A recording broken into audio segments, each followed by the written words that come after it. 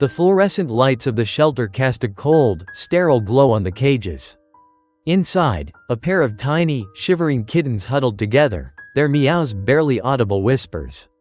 They were just 2 weeks old, their eyes still wide and innocent, their fur the color of warm honey. They had been found abandoned in a cardboard box, shivering in the cold, and brought to the shelter with a glimmer of hope for a better life.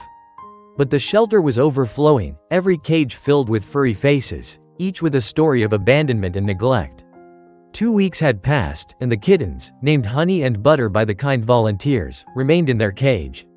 The adoption day had come and gone, but no one had come for them. Now, they were scheduled for euthanasia. It was a decision no one wanted to make, but the shelter was already bursting at the seams. The air hung heavy with the smell of disinfectant and a faint, unsettling odor of fear.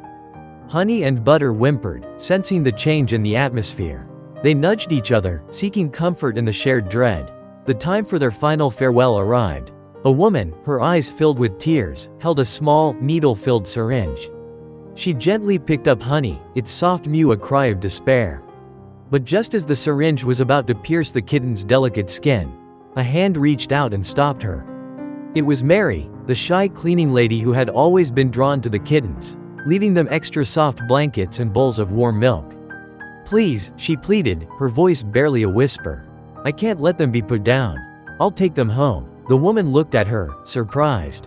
"But Mary, you know you have no room, and you can't afford to take care of 2 kittens." "I know," Mary said, her eyes gleaming with determination, "but I can't just leave them here.